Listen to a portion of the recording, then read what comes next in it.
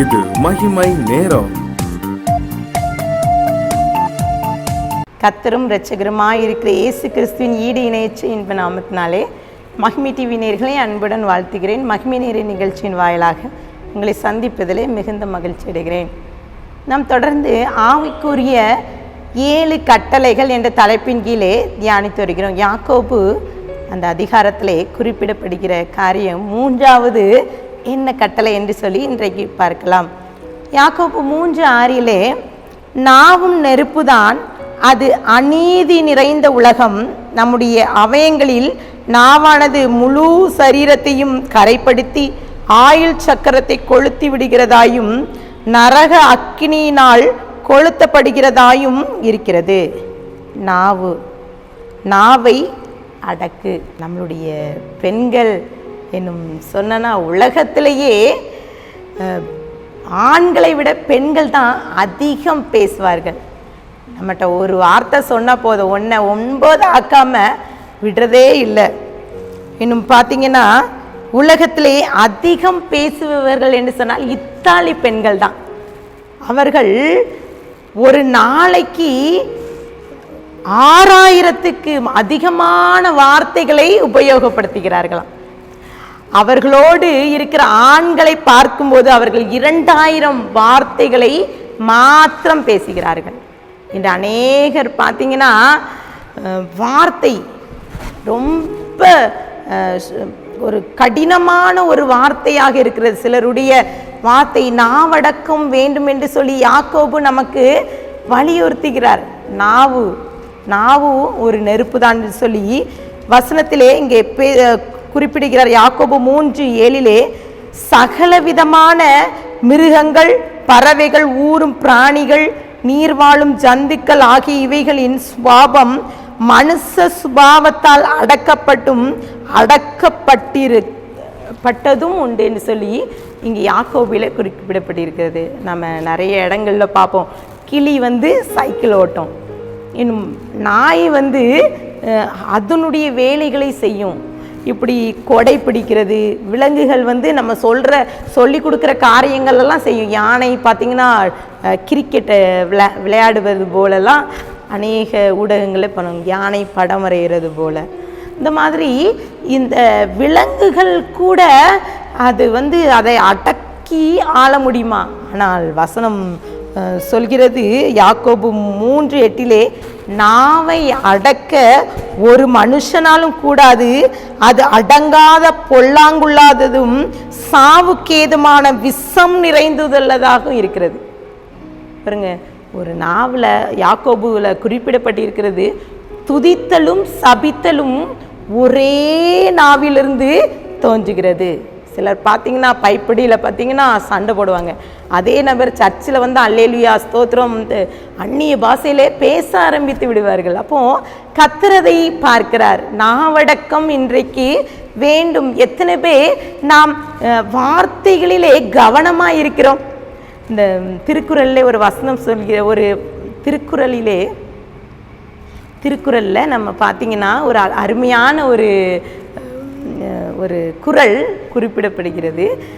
தீயினால் சுட்ட புண் உள்ளாரும் மாறாதே, நாவினால் சுட்ட வடு. தீயினால் சுட்டது போல கூட ஆறிடும், ஆனால் நாவினால் சுட்ட வார்த்தை ஆறாத வடுவாக இருக்கும் என்று சொல்லி அங்கே திருவள்ளுவர் கூறுகிறார். அப்போது அநேக காரியங்களில் நம்ம நாவடக்கம் தேவை. நம்மளுடைய நாவு அடக்கப்பட்டது ஆக இருக்கிறதா வேதம் சொல்கிறது. இதை குறித்து பார்க்கும்போது மார்த்தாள் மரியாளைத்தான் ஞாபகத்தில் வருகிறது. இந்த மார்த்தாளும் மரியாளும் என்ன செய்கிறார்கள்?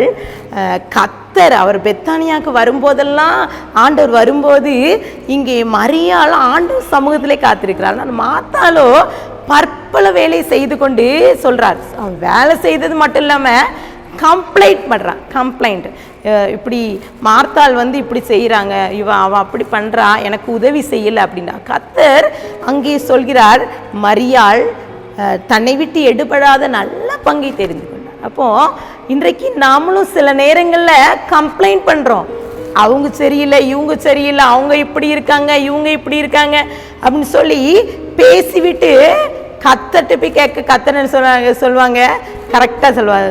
ஆண்டவர் நம்மளுடைய வார்த்தையை கவனித்து பார்க்கிறார் என்னும் நாவடக்கம் நமக்கு தேவை. ஒரு திருமணம் முடிந்த புதிதாக திருமணம் முடிந்த ஒரு குடும்பத்திலே நடந்த ஒரு சம்பவம். அங்கே மாமியார் மருமகளோடு பேசுகிறார். நீ இந்த ஊரில் மக்கள்லாம் ரொம்ப வித்தியாசமானவங்க, அதனால் அவங்கக்கிட்ட யார்கிட்டையும் நீ பேசவே கூடாது. யாராவது பேசினா அவங்க பேசினதுக்கு மட்டும் பதில் சொல்லிட்டு நீ வந்துடணும்னு சொல்கிறாங்க. இப்போ இந்த மகளும் அதே போல் செய்து கொண்டிருக்கிறாள். அப்போது அந்த ஜனங்கள் எல்லாம் மாமியார்ட்ட போய் கேட்காங்க, உன் மருமக என்ன யாரும் எங்கிட்ட பேச மாட்டிக்கால, அவள் இப்படியா அப்படின்னு கேட்காங்க. அப்போ மாமியார் சொல்கிறாங்க, அவள் இப்படி தான், யார்கிட்டையும் பேச மாட்டாள். இப்போ காலங்கள் சென்று கொண்டிருக்கிறது. இப்போது மருமகள் எல்லார்ட்டையும் பேசுகிறாங்க, மாமியாரை தவிர. இப்படி தான் குடும்பங்கள் நடந்து கொண்டிருக்கிறது. பாருங்க, நாவடக்கம். நம்ம என்ன செய்கிறோம்? மற்றவர்களை குற்றம் சுமத்துகிறோம், நாவினால் குற்றம் சுமத்துகிறோம். அதைத்தான் யாக்கோபு அந்த 3வது கட்டளையாக நாவடக்கம் தேவை என்று சொல்லி அங்கே வற்புறுத்துகிறார், நமக்கு கட்டளையிடுகிறார். இன்னும் நாவடக்கத்தை குறித்து பார்த்தீங்கன்னா ஒரு அருமையான ஒரு சம்பவத்தை குறிக்கலாம். ஒரு கிராமத்திலே ஒரு அழகான ஒரு சபை நடந்து கொண்டிருந்தது. அந்த சபையிலே ஒரு போதகர் இருந்தார். அவரை ஒவ்வொரு நாளும் ஆராதனை வேளையிலே ஒரு வயதான முதியவர் அவர் சொல்வார், நீங்கள் போட்டிருக்கிற அந்த அங்கி ரொம்ப நீளமாக இருக்குது, எனக்கு தெரிந்த ஒரு சகோதரன் இருக்காங்க, அவர்கிட்ட வெட்டி தைக்க கொடுக்கட்டுமான்னு அடிக்கடி சொல்வார். அவர் என்ன ட்ரெஸ் போட்டாலும் அதே தான், நீளமாக இருக்குது, வெட்டி தைக்க சொல்லட்டுமான்னு. இப்படி இவர் கேட்டு இவருக்கு ஒரு வெறுப்பே வந்தது. இப்போது ஒரு நாள் அவர் சொல்லும்போது அவர் சொல்கிறார், இந்த ஊரில் எல்லாரும் உங்களை பற்றி என்ன சொல்கிறாங்கன்னா, உங்கள் நாக்கு ரொம்ப நீளமாக இருக்குது, அதனால் என்னுடைய ஃப்ரெண்டு ஒரு மருத்துவர் தான், அவர்கிட்ட சொல்லி அதை வெட்டி தைக்க சொல்லட்டுமான்னு கேட்டாங்க. நீங்கள் சொல்கிறது அப்படி தான் இருக்குது, என்னுடைய ட்ரெஸ்ஸை நான் கரெக்ட் பண்ணுறது எனக்கு தெரியும், நீங்கள் சரியாக இருங்கன்னு சொல்லி அனுப்புனாராம். பிரியமானவர்களே, சில நேரங்களில் நாம் எப்படி இருக்கிறோம்? நம்மளுடைய நாவு எப்படி இருக்கிறது? மற்றவர்களை குற்றப்படுத்துகிற நாவாக இருக்கிறதா? மிகவும் கவனம் தேவை, மிகவும் கவனம்.